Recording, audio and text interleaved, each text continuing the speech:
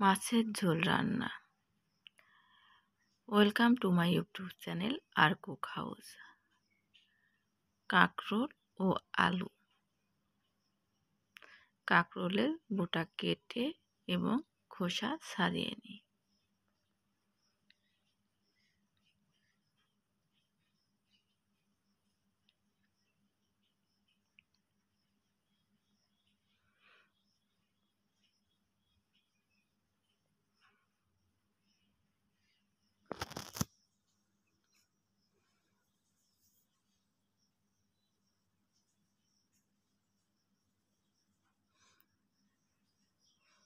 খোসা ছাড়ানো হলে লম্বা লম্বা ফালি করে কেটে নিই।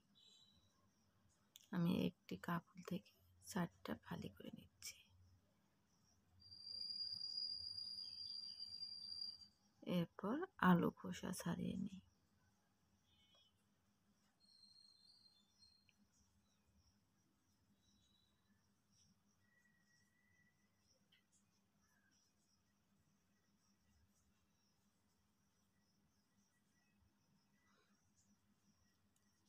একইভাবে আলু কেটে নিই।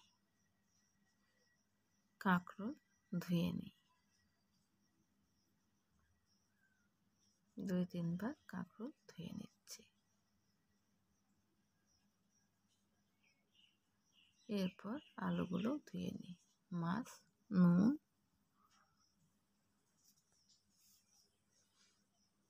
ও হলুদ গুঁড়া দিয়ে ভালো করে মেখে নিই। আমি সরপুঁটি মাছ দিয়ে, কাঁকরোল দিয়ে, আলু দিয়ে ঝোল করছি। মাছ নুন হলুদ দিয়ে মাখা হলে কড়াইয়ে তেল গরম করে নিই।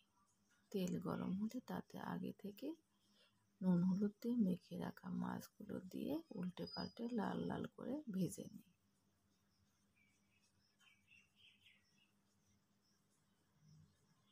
মাছের ডিম আছে, ডিমটুকু আমি সঙ্গে ভেজে নিচ্ছি। মাছের এক পিঠ ভাজা হলে উল্টে অপর পিঠও ভেজে তুলে নিই। এরপর ওই তেলে জিরা ফোড়ন দিই।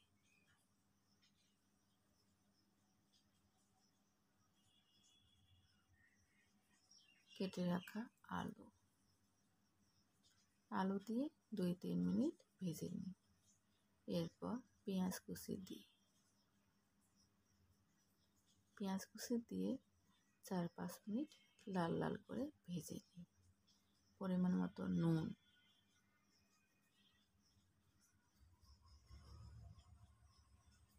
নুন দিয়ে আবারও 2 মিনিটের মতো ভেজে নিই। এরপর কেটে রাখা কাঁকরোল দিয়ে দিই। কাঁকরোল দিয়ে 4-5 মিনিট ভেজে নিই।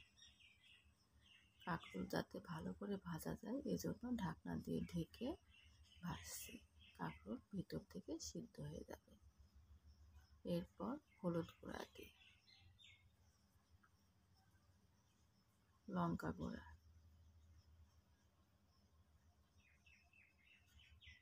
আদা জিরা বাটা, আদা ও জিরা বাটা, সামান্য একটু জল দিয়ে মশলা ভালো করে কষিয়ে নিই।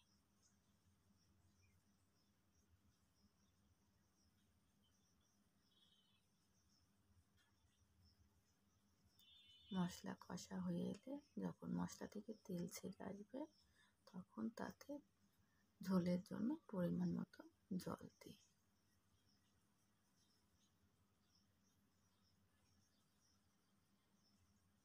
এরপর ঢাকনা দিয়ে ঢেকে দিই। জল যখন ফুটে উঠবে তখন ঢাকনা খুলে ভালো করে মিশিয়ে নিই এবং আগে থেকে ভেজে রাখা মাছগুলো দিয়ে দিই।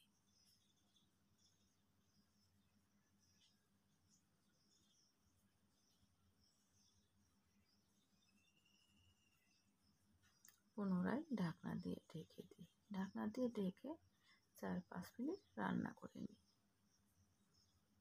4-5 মিনিট পর ঢাকনা খুলে তরকারি নামিয়ে নিলেই রেডি কাঁকরোল দিয়ে মাছের ঝোল।